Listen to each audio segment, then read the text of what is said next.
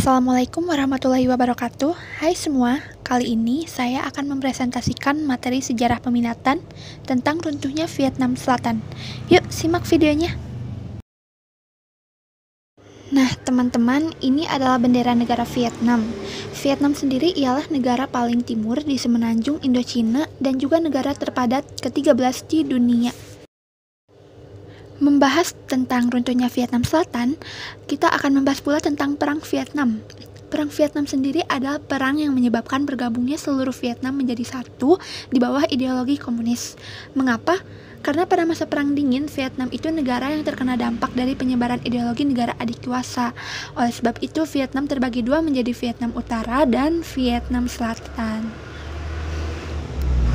Kemudian di sini ada latar belakang terjadinya Perang Vietnam. Yang pertama adalah karena Jepang yang kalah di Perang Dunia Kedua, yang waktu itu menguasai Vietnam memilih mundur, dan akhirnya Vietnam pun mengalami kekosongan kekuasaan dan dimanfaatkan oleh kelompok Vietnamin dengan mendirikan negara Vietnam Merdeka. Latar belakang selanjutnya yaitu keinginan Vietnamin yang ditentang oleh Prancis, dan tercetuslah Perang Indochina yang pertama. Selanjutnya ada pasca konflik diadakan sebuah konferensi di Jenewa yang hasilnya sepakat untuk membagi Vietnam menjadi Vietnam Utara dan Vietnam Selatan. Namun kesepakatan Jenewa itu ternyata hanya berlaku hingga 1956 dan setelah itu akan diadakan pemilu yang berlaku bagi seluruh Vietnam. Akan tetapi Vietnam Selatan membuat referendum sendiri pada 1955. Hal ini membuat Vietnam Utara membangun Jalan Ho Chi Minh untuk menyelundupkan senjata. Pembangunan jalan ini menjadi awal cikal bakal terjadinya Perang Vietnam. Baik, lanjut dengan jalannya Perang Vietnam.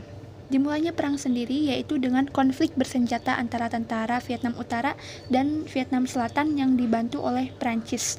Dan perang ini berakhir dengan kekalahan Prancis. Lanjut pada 1957, tentara Utara menyerang pejabat Vietnam Selatan dan terjadilah baku tembak antara kedua belah pihak. Setelah itu, ada agresi Amerika Serikat dan Sekutu. Pada bulan Agustus 1964, kapal torpedo DRV menyerang kapal AS di Teluk Tonkin. Kemudian Johnson memerintahkan untuk pengeboman balas dendam yang disebut dengan Operasi Rolling Thunder.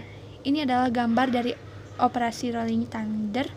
Namun, kebijakan itu ternyata meningkatkan kekhawatiran masyarakat dan memunculkan gerakan anti perang. Tetapi Johnson tidak bergeming dan tetap melakukan aksi Operasi Rolling Thunder tersebut. Perang pun semakin memanas dan terjadi pemboman berat oleh pesawat B-52 atau penembakan yang membuat zona-zona ini tidak bisa didiami. Namun serangan besar Vietnam Selatan dan AS itu tidak menggetarkan pasukan Vietnam Utara. Dan justru Vietnam Utara ini mendapat dukungan dari Cina dan Uni Soviet untuk memperkuat pertahanan udara. Selanjutnya ada strategi ofensif Vietnam Utara, yang pada tahun 1967 Vietnam Utara membuat pukulan terolak yang berhasil membuat AS terkejut, namun tetap mendapat serangan balik dari AS dan Vietnam Selatan. Namun pada saat itu kondisi AS sedang mengalami penurunan. Johnson yang berada pada akhir masa jabatan pun membuat janji untuk melakukan perdamaian. Kemudian di sini ada Vietnamisasi. Apa itu Vietnamisasi? Vietnamisasi adalah strategi mengalihkan tanggung jawab militer kepada Vietnam Selatan oleh AS.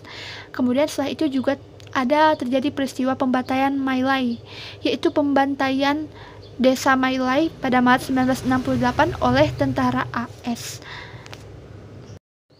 Nah, setelah beberapa peristiwa tersebut, akhirnya kita sampai pada akhir Perang Vietnam, yang diakhiri oleh perjanjian damai antara Vietnam Utara dan AS, disepakati pada 27 Januari 1973. Ini merupakan gambar dari perjanjian damai antara Vietnam Utara dan AS. Di pembahasan terakhir, kita akan membahas pasca perang, yang pada tahun 1976 Vietnam bersatu sebagai Republik Sosialis Vietnam. Meskipun kekerasan sporadis masih terus terjadi selama 15 tahun ke depan. Nah, baru pada kebijakan pasar bebas pada 1986, ekonomi Vietnam mulai membaik, didorong juga oleh pendapatan ekspor minyak dan masuknya modal asing. Adapun hubungan perdagangan dan diplomatik antara Vietnam dan AS mulai dijalin pada 1990-an. Pada tahun 1982, Tugu Peringatan Veteran Vietnam diresmikan di Washington DC. Di atasnya tertulis nama-nama pria dan wanita Amerika yang terbunuh atau hilang dalam medan perang. Nah, baiklah, sekian penjelasan saya mengenai runtuhnya Vietnam Selatan dalam materi sejarah peminatan berikut ini. Sekian dan maaf atas segala kekurangannya. Terima kasih. Wassalamualaikum warahmatullahi wabarakatuh.